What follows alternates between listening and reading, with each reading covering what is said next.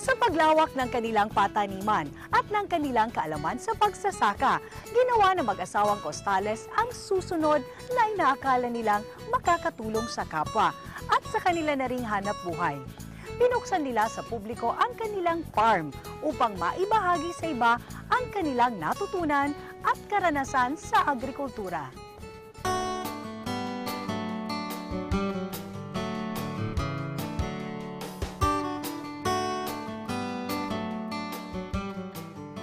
Alin sa mga sumusunod ang itatawag sa Costales Nature Farm? Gulayan? Halamanan? Paaralan? Pasyalan? Training? Shopping?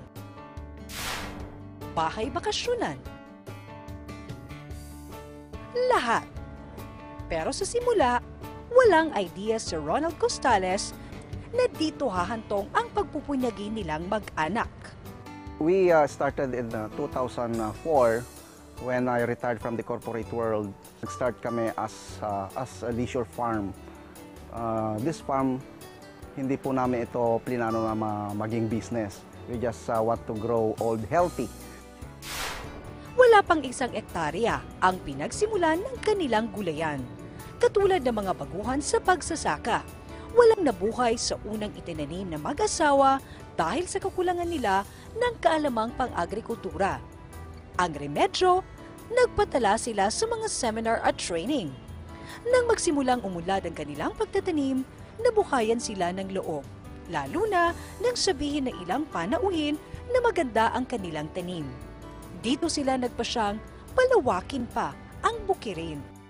Challenge kami na mag-supply doon sa mga commercial restaurants. And now, it is now a 5 hectare, a very sustainable organic farm.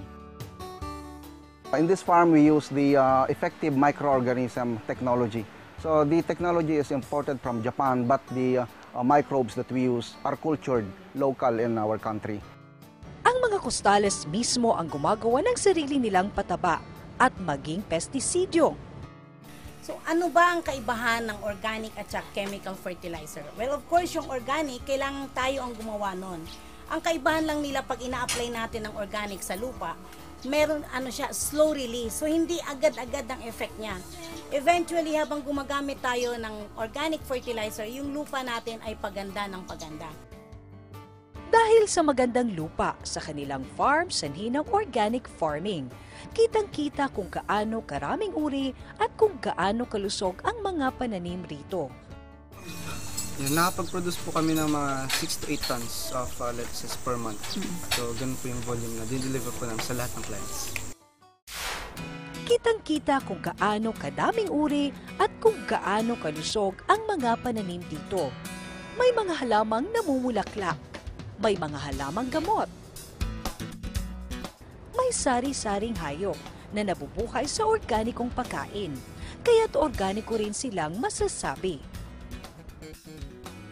Isang malawak na pond, ang tahanan ng mga isdang alagain. Mayroon ding sariling nursery ang farm. Subalit naging palaisipan para sa pamilya ay kung paano pupunuan ang demand para sa kanilang gulay. Greenhouse sana ang madaling tugon dito, ngunit hindi nila ito kinaya. Isang magandang development sa Costales Nature Farm ay ang pakikipag-partner ng pamilya sa mga overseas Filipino workers. Yung mga OFW, na kung saan ay maraming pera pero walang panahon magtanim. May puso sila sa pagtatanim pero wala silang panahon magtanim. So, ito po yung ating greenhouse. GH stands for greenhouse. And then, ito po yung name ng investor, yung Shoho. Meron po kaming joint venture program na kung saan pwede po silang magpatayo ng greenhouse and then lahat po ng activities sa loob ay sagot na po namin. Kasama natin yung production, kung anong itatanim, marketing, kami na rin po ang magbebenta na, and then split kami sa pagkikita, sa kikitain, 50-50. Maganda ang terms ng joint venture. Pero bakit?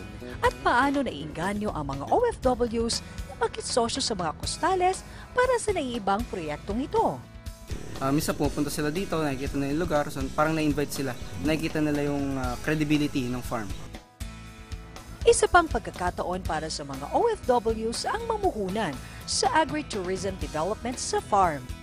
At sa ngayon, yung aming offer naman sa mga naubusan na ng space ay itong tinatawag nating agritourism development, wherein OFW can invest his money. It's a guaranteed 8% per annum. That is way above the 2% na ino-offer ng ating mga bangko sa ngayon. So yun po yung aming current programs sa mga OFW.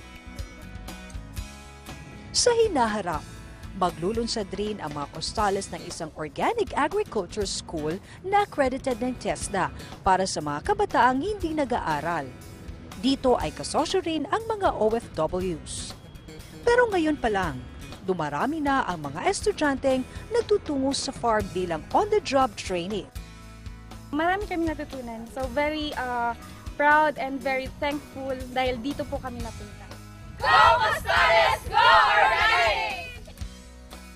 Sa kabila ng paglawak ng Costales Nature Farm at pagdami ng mga aktibidad na maaaring gawin dito bilang isang agri-tourist destination, nananatiling sentro nito ang organic farming. Hindi katagatagang magawaran si Ronald ng award bilang 2012 Most Outstanding Organic Farmer of the Philippines.